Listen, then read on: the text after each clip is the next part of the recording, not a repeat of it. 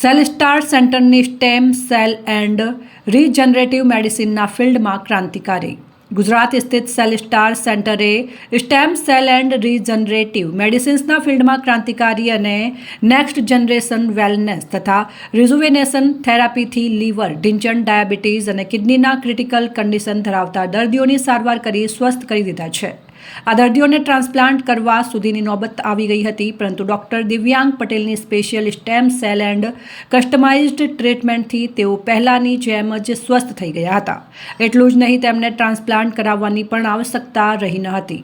Stem cells ટ્રીટમેન્ટમાં જેટલા પ્રમાણમાં cell શરીરમાં ઇન્જેક્ટ થાય છે, તેના માત્ર અમુક સેલ જ ડેમેજ થયેલા બોડી ઓર્ગનમાં જતા હોય છે. પરંતુ આ અંગે ડૉક્ટર દિવ્યાંગ પટેલે સમજાવ્યું હતું કે અમે જે સ્પેશિયલ ટ્રીટમેન્ટથી દર્દીની સારવાર કરીએ છીએ, એનાથી ઇન્જેક્ટ કરેલા મોટા ભાગના સેલ્સ દર્દીના ડેમેજ થયેલા ઓર્ગન સુધી પહોંચાડીને બેસ્ટ રિઝલ્ટ આપતા હોય છે. આગામી સમયમાં અમે 100% સુધી આ પરિણામ પહોંચી જાય એની પદ્ધતિ પર રિસર્ચ કરી રહ્યા છીએ.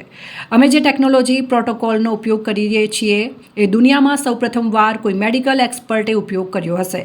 અમારી સાયન્ટિફિક ટ્રીટમેન્ટ બધાથી અલગ છે. ઉલ્લેખનીય છે કે ઇન્ટરનેશનલ જર્નલમાં તેમના નામે 19 કેસ સ્ટડી પેપર્સ છે, જેના ઘણા બધા રેફરન્સીસ લેવામાં આવ્યા છે. આપનું સ્વાગત છે. સાહેબ, આપણે ડાયાબિટીસ ઘરે છે, તો આપને ડાયાબિટીસના દર્દીઓને તમે તમારા સારવારથી શું ફાયદો થાય છે અને કેવી રીતે કેટલા રૂપિયાનો ખર્ચ થાય છે? આખી ટ્રીટમેન્ટમાં સ્ટેજ વાઇઝ આપણે ટ્રીટમેન્ટ કરતા હોઈએ છીએ. જેમ સ્ટેમ સેલ્સ ટ્રીટમેન્ટ કરતા હોય એમાં લગભગ 2 કે 3 સેશન્સ આપવાના હોય છે, જે ઇન્ટ્રાવેનસ હોય છે, એમાં ઓપરેશન જેવું હોતું નથી.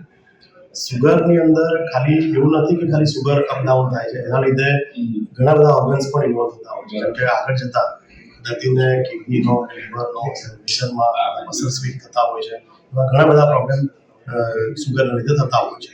તો આપણી ટ્રીટમેન્ટથી વગર ઓપરેશન આપણે જ્યારે સ્ટેમ સેલ્સ ઇન્જેક્ટ કરતા હોય ત્યારે એની કુદરતી વસ્તુ એવી છે સ્ટેમ સેલ્સ, બાકી જે ડેમેજ પાર્ટ હોય પેન્ક્રિયાસનો એને રિપેર કરશે, રિપ્લેસ કરશે અને એવા સેલ્સમાં કન્વર્ટ થશે.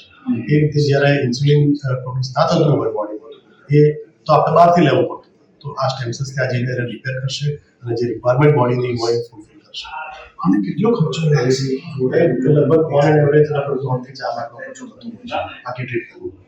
એમાં મેડિકલ ક્લેમ હવે ઘણી બધી કંપની મેડિક્લેમ પાસ કરે છે આ ટ્રીટમેન્ટ.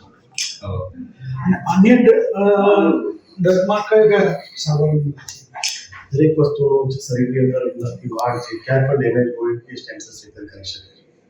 જેમ કે ખાસ કરીને ગુજરાતની અંદર જોવા જઈએ તો ડાયાબિટીસના ઘણા બધા પેશન્ટ હોય છે. કોવિડ પછી જોવા જઈએ તો લંગ ફાઇબ્રોસિસના અત્યારે ઘણા પેશન્ટ આવતા હોય છે. લિવર સિરોસિસ છે, આલ્કોહોલના લીધે ઘણા પેશન્ટને લિવર સિરોસિસ થાય છે. ની જોઈન્ટના ઘણા પેશન્ટ જોવામાં આવતા હોય છે, ઓસ્ટિયોઆર્થ્રાઇટિસની. તો એ બધી વગર ઓપરેશન આપણે સારવાર સ્ટેમ સેલ્સથી કરી શકીએ છીએ. આ કહેવા ડિજિટલ સાથે મિતેશ શાહ.